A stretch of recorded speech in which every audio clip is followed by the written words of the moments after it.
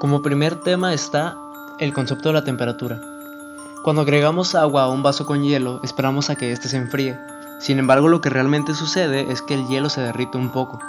Una vez que esto sucede, nos tomamos el agua ya fría, pero si esperamos a que el hielo se derrita, va a suceder un equilibrio térmico. Por lo tanto, el equilibrio térmico es cuando dos sistemas alcanzan la misma temperatura. El sistema es una relación entre dos sustancias y la temperatura es la variable que determina el estado de equilibrio térmico entre dos sistemas. Los científicos han dejado al descubierto que existe una correlación entre la actividad o el movimiento de las partículas o moléculas que constituyen a todas las sustancias.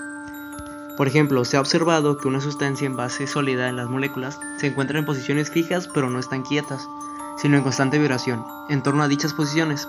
Sin embargo, ese grado de vibración cambia con la temperatura. Existen tres escalas de temperatura: Celsius, Fahrenheit y Kelvin. Cada una de estas ya tiene una temperatura predeterminada. Por ejemplo, en cero absoluto, menos 273 grados Celsius. En Fahrenheit, 460. En Kelvin, 0. En el punto de fusión del agua, son 0 grados Celsius. En Fahrenheit, 32 y 273 grados Kelvin.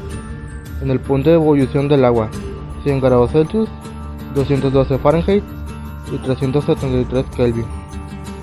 También existe una manera de convertir unas a otras. Por ejemplo, de Celsius a Fahrenheit es con la siguiente fórmula. De Fahrenheit a Celsius con la siguiente fórmula. De Celsius a Kelvin con la siguiente fórmula. Y finalmente de Kelvin a Celsius con la fórmula que se ve en pantalla.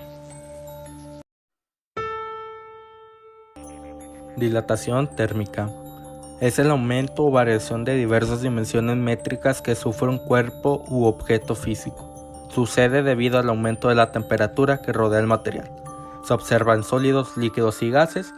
Un ejemplo claro pueden ser los cables telefónicos o de electricidad que cuelgan de los postes. Tienen cierta holgura debido a que si se tensionan pueden romperse debido a las bajas temperaturas. Para el cuarto tema está la definición de calor y sus unidades. Se le llama calor a la energía que se transfiere entre un sistema y su entorno, con virtud de una diferencia de temperaturas entre ellos. Se manifiesta cuando existe una diferencia de temperaturas entre dos cuerpos, dos sustancias o dos sistemas. Su unidad de energía en el sistema internacional es el Joule. Antes se pensaba que los cuerpos o sistemas intercambiaban un fluido invisible llamado calórico. Con base a ello se definieron algunas unidades arbitrarias de calor, tales como la caloría, que se define como la cantidad de calor necesario, la kilocaloría o gran caloría, y el BTC, la unidad térmica británica, que se define como la unidad de calor necesario para elevar la temperatura de un LP de agua a un Fahrenheit. Sus equivalencias son: una caloría es igual a 4.186 Joule, una kilocaloría es igual a 1000 calorías, que eso es igual a 4186 Joule, y un BTC que es igual a 1055 joules. El calor específico es la cantidad de calor necesaria para cambiar la temperatura de un kilogramo de una sustancia de 1 grado Celsius. Si establecemos una relación entre la cantidad de calor añadido a un objeto y su correspondiente cambio de temperatura, obtenemos la capacidad térmica, que es equivalente a calor sobre el cambio de temperatura.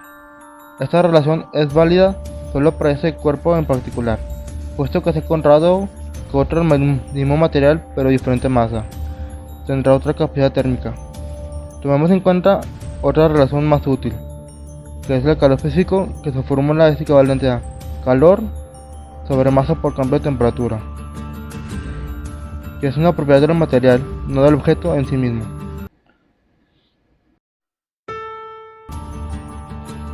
El calor latente es la cantidad de energía requerida por una sustancia para cambiar de fase, de sólido a líquido o de líquido a gaseoso.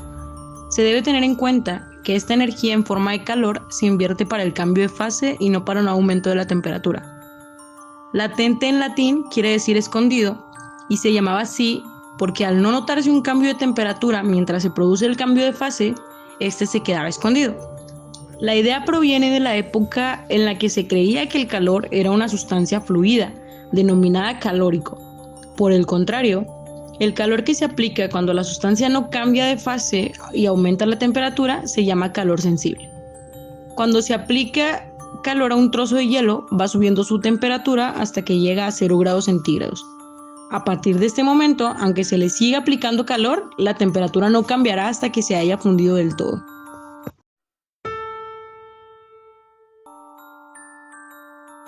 Transmisión de calor. Conducción. Al sostener una barra metálica y exponer del otro extremo al fuego, al cabo de cierto tiempo se nota que está demasiado caliente para seguir sosteniéndola. Se ha transferido calor a lo largo de la barra de metal desde el extremo expuesto al fuego hasta el extremo en el que se sostiene y de la barra a la mano por el mecanismo de transmisión de calor denominado conducción. Convección. Cuando el calor se transmite mediante el mecanismo de conducción, la energía se desplaza a través del material. Sin embargo, existe otra forma de transferir calor, que es cuando la sustancia se desplaza con un movimiento relativo real de un medio material que fluye para transferir la energía de una región a otra.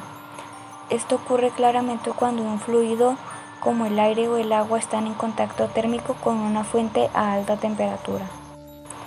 Radiación.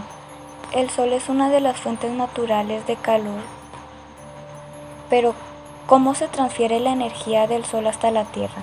Es evidente que en el espacio vacío que separa la atmósfera terrestre del Sol, los mecanismos de conducción y convección son imposibles y además prácticamente no se transfiere calor por conducción a través de la atmósfera o se transfiere muy poco en virtud de que el aire es un conductor térmico poco eficiente. Leyes de la termodinámica. La termodinámica es el estudio de las transferencias de calor, la conversión de la energía y la capacidad de los sistemas para producir trabajo. Contamos con 3 principales leyes. La primera es la ley de la conservación de la energía, la cual dice que la variación de la energía interna de un sistema siempre es igual a la suma de la energía que intercambia con su entorno, mediante calor y trabajo. La segunda ley, la ley de la entropía, dice que todo proceso espontáneo aumenta la entropía del universo. La entropía es la función de estado que mide el grado de desorden de un sistema. Por último, el tercer principio, la ley del cero absoluto, expresa que es imposible reducir la temperatura de un sistema hasta el cero absoluto mediante un número finito de transformaciones.